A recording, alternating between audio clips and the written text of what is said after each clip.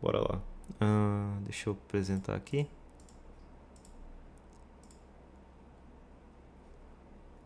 Deixa eu só corrigir essa exibição. Alternar entre modo de exibição. Boa, isso.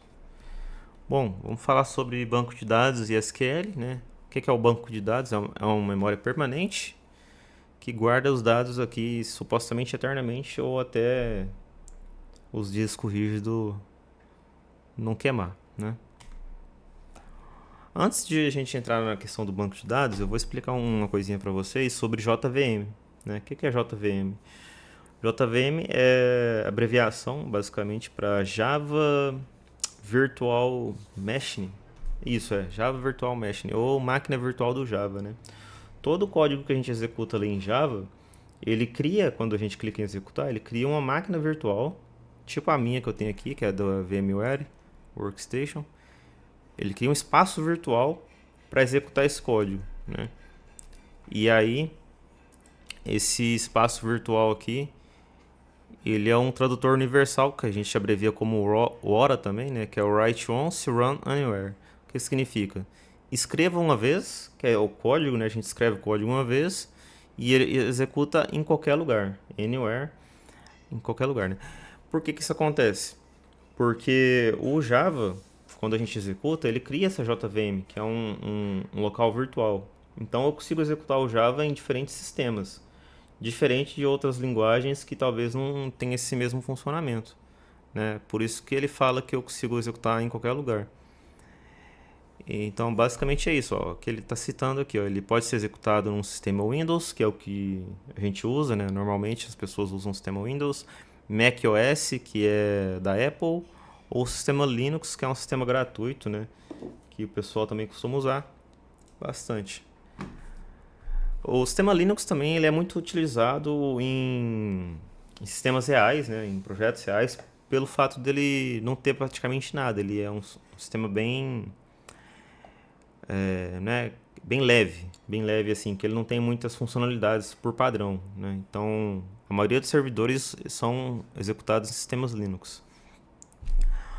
O zelador aqui, o Garbage Collector, né, é um ponto muito importante que, se não me engano, a partir do Java 8, isso é uma coisa interessante de vocês citarem em entrevistas, né? Essa questão do Garbage Collector, que a partir do Java 8 em diante existe um processo automático, né, que varre a memória, removendo objetos, listas e mapas que não estão mais em uso. Né? O que acontece? Para vocês entenderem um pouco mais a fundo isso aqui, que é uma coisa bem legal de entender. Quando a gente cria aqui, quando a gente faz uma instanciação de uma lista, nesse caso aqui, por exemplo, a lista de Pokémon, o que está acontecendo? A gente está falando pro nosso computador que ele vai criar um espaço virtual, ele vai criar um espaço de memória virtual, ó, que vai ter uma lista, né? Ele já fala que tem que guardar um espaçozinho de memória, então ele já vai lá na memória virtual do nosso computador e ele já vai criar um quadradinho, vai separar um quadradinho, né? Nossa memória RAM, que é o caso que ele usa, né? Memória RAM, eles têm vários quadradinhos de espaço que pode ser utilizado pelo computador. O computador utiliza esse espaço para tudo, né? Para deixar um IntelliJ aberto, para deixar o navegador aberto. Cada coisa que eu deixo aberto aqui em tempo de execução é um espaçozinho de memória, né? Imagina que é um quadradinho de memória que ele está guardando ali. E aí quando eu coloco esse array list 1 aqui, eu já estou falando pro meu computador que eu preciso de um quadradinho de memória para armazenar pelo menos um Pokémon. Entenderam? Então isso é a JVM que gerencia tudo isso, né? E aí o Garbage Collector que a gente estava vendo, ele é responsável, ele é uma tecnologia do Java que está embutido dentro do Java, né? E ele é responsável por limpar essas coisas que a gente não vai estar utilizando. Remover, por exemplo, aqui objetos, listas e mapas que não estamos utilizando no momento ali, né? Imagina o seguinte aqui, ó. Eu tenho meu código, eu tenho meu código aqui, ele executou isso aqui tudo, passou pelo for, beleza? Aí aqui embaixo, depois do for, tem mais outros códigos, né? Outras coisas que vai acontecer. Depois que passou até nesse for aqui, essa lista não vai ser mais utilizada. Ela só foi utilizada no for. Então eu posso tirar isso da memória, eu posso tirar essa lista da memória que ele tinha armazenado. Então isso é o garbage collector, é muito importante esse garbage collector. Por quê? Antigamente, em sistemas legados, que a gente chama de legado quando é Java 5, Java 8, Java 7, são os temas mais antigos, né? Acho que na verdade o garbage collector foi no Java 11 que foi implementado, depois vocês dão uma pesquisada. Em sistemas mais antigos, que a gente chama de legado, né? Ainda não tinha esse garbage collector por conta da versão do Java. E o que acontecia?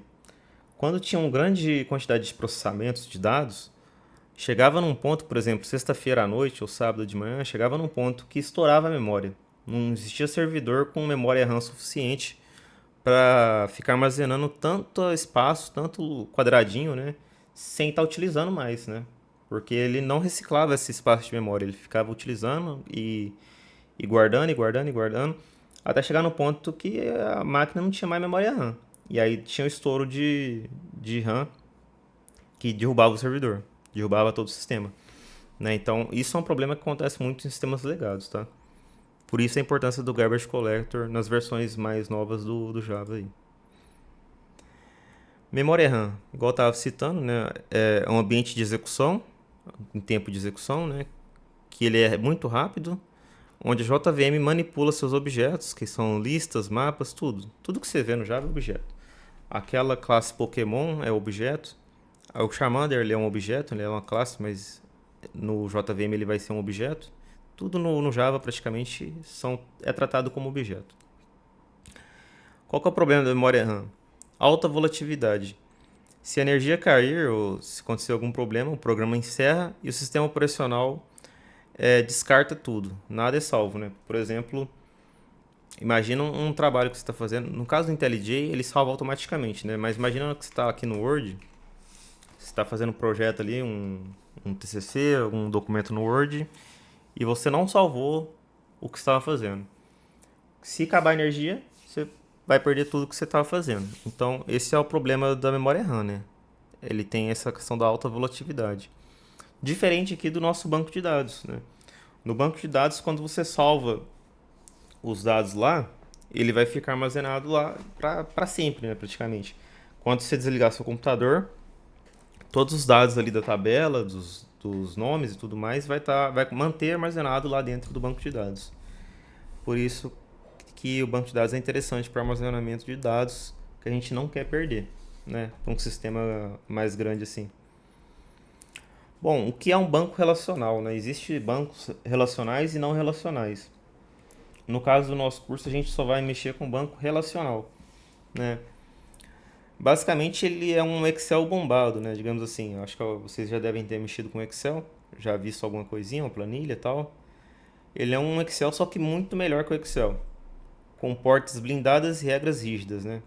Primeira coisa que tem no banco de dados é a tabela, que pode ser chamada como entity, e é uma estrutura principal que armazena dados de um mesmo tipo e representa uma entidade do mundo real. No caso, um exemplo aqui é a tabela cliente, né? Ontem, na última aula, a gente criou uma tabela chamada aluno, por exemplo, né? A coluna são os atributos, né? A gente criou lá duas colunas, que era o ID e o nome. No caso aqui, como exemplo, eu posso ter o nome, que na tabela chama varchar, o tipo dele, e uma idade, que no caso seria um int, né? A linha, o que é a linha? A linha de cada tabela ali são os dados que são registrados, né? Um registro individual que representa um objeto instanciado com todos os seus dados preenchidos. Outro ponto aqui que a gente não viu ainda, mas vamos ver, chave primária, PK, né? É a abreviação de Primary Key, ou chave primária em português.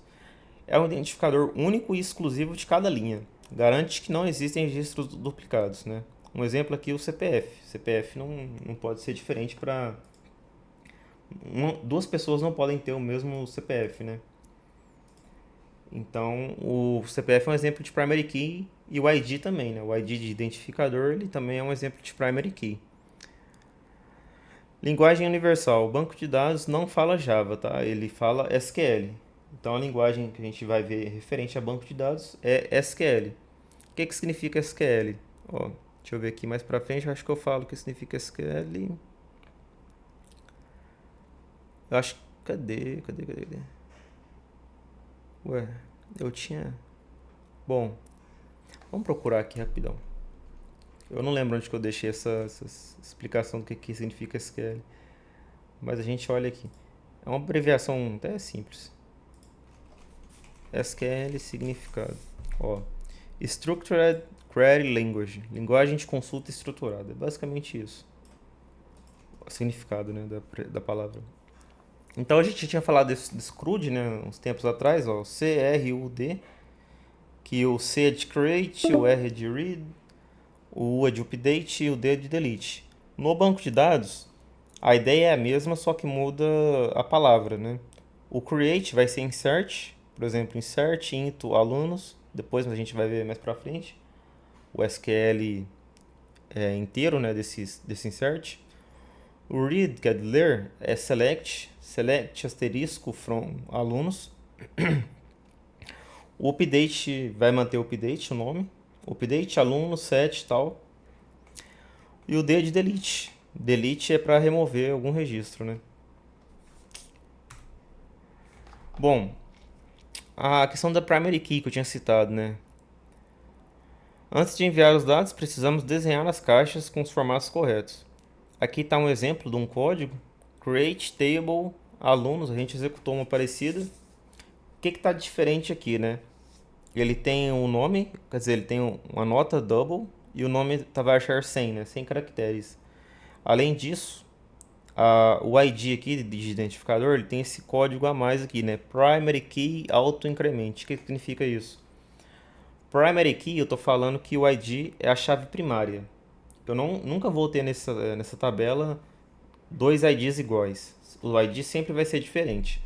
E o auto increment aqui na frente significa que ele vai incrementar automaticamente. Cada vez que eu adiciono um aluno na tabela, ele incrementa automaticamente o ID, né? A gente pode até testar isso na prática aqui, ó. Eu vou abrir o meu Debeaver e a gente confere isso aqui.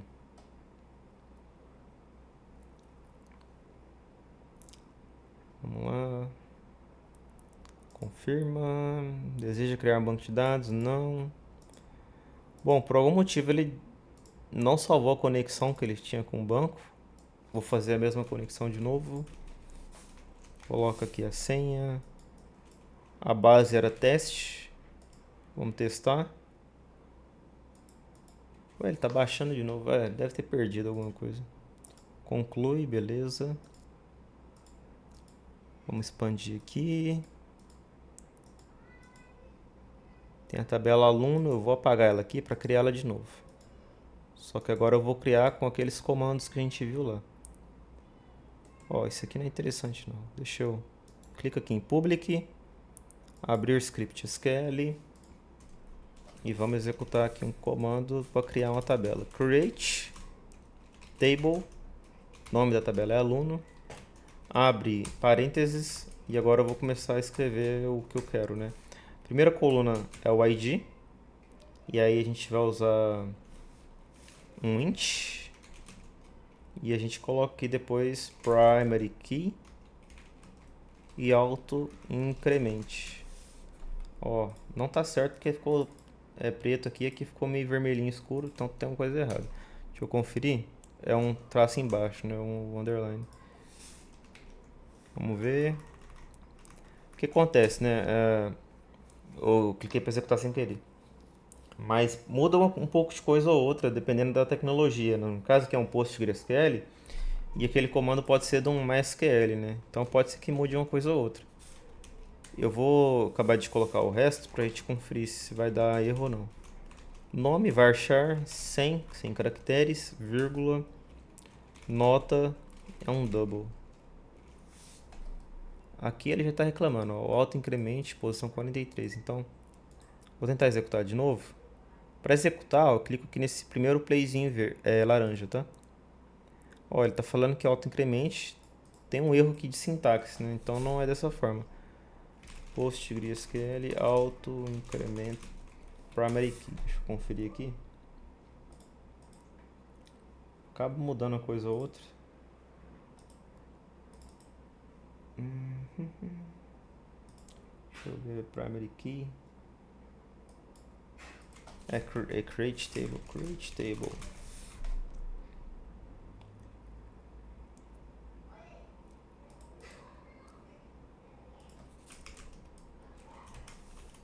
Alto. Que quando eu coloco só increment, ele alto.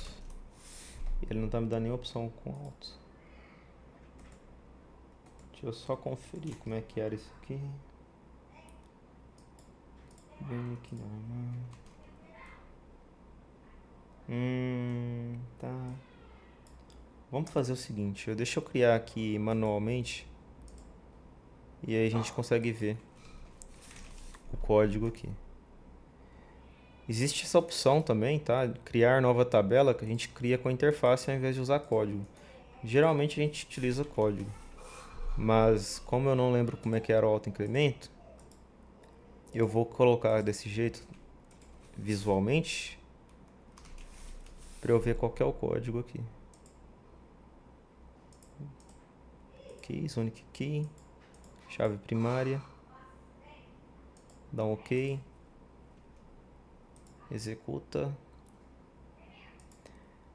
Nem aqui ele está mostrando como é que colocaria o autoincremento, né? Então, pode ser que por conta do que é PostgreSQL ele não tem essa opção de autoincremento.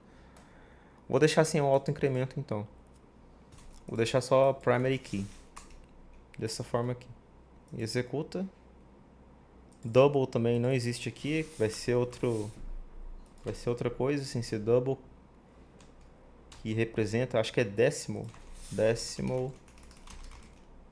Acho que é isso. No lugar do double. Então seria um... Aí primary key ele manteve, né? Ele colocou chave primária. Que vai ser o ID. Deixa eu só achar onde que tá a aula aqui. Pra eu mandar esse código pra vocês. Tá aqui. Beleza, deixa eu atualizar esse aqui. Ó. Não nulo. Só isso. Constraint primary key, chave primária. Então, ó, eu vou colocar aqui alguns dados de aluno aqui, só que vocês não precisam fazer isso agora, tá? Eu vou colocar só pra gente poder ver essa questão da primary key. Insert into aluno. Na próxima aula eu vou falar sobre os comandos do CRUD ali, tá? O insert, inclusive. Eu vou só escrever aqui rapidão pra gente testar uma coisinha.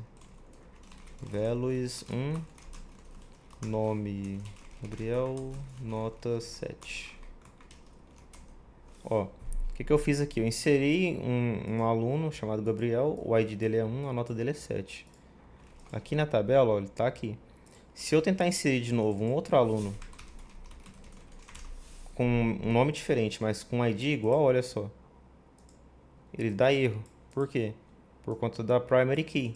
Como o ID ele tem que ser único, eu não consigo inserir o ID 1 novamente, tá vendo? Eu teria que fazer o incremento, que é acrescentar um número a mais no ID, que seria de 1 para 2. Aí sim daria certo. Beleza? Alguém tem alguma dúvida? Nenhuma. Maravilha. Eu tenho uma dúvida aqui rapidão. Fala aí. Aqui, veio na minha cabeça aqui agora. Sim. Geralmente, quando coloca tipo, no código SQL, tipo assim, alunos, não tem? Uhum. Coloca um asterisco em cima. Qual que é aquele asterisco? Eu esqueci.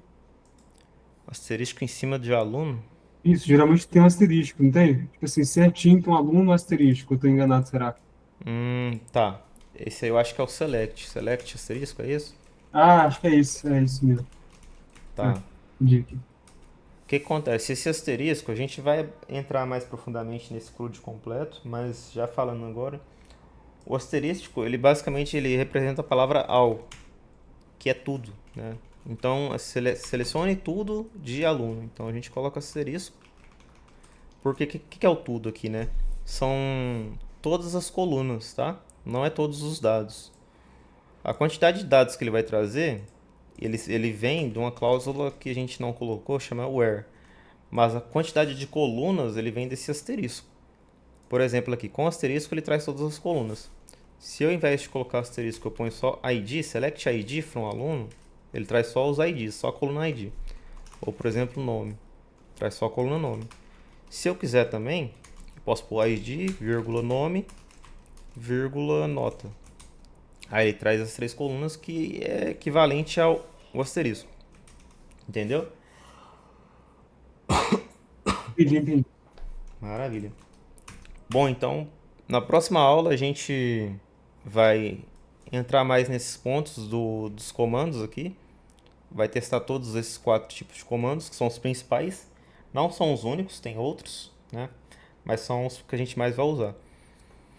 E também eu vou falar sobre essa questão do update sem where, tá? Nunca faça um update ou um delete sem where, a não ser que você queira acabar com a sua base de dados. Aí faz. Que eu já fiz isso uma vez, eu vou mostrar pra vocês o que acontece também. É muito.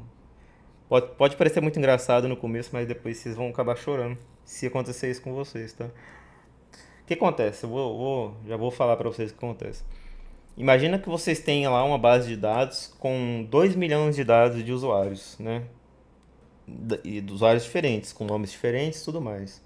Se você dá update na coluna nome, para alterar, por exemplo, eu quero alterar o nome sei lá, do João para Pedro, porque o nome dele era Pedro, só que ficou João por algum motivo.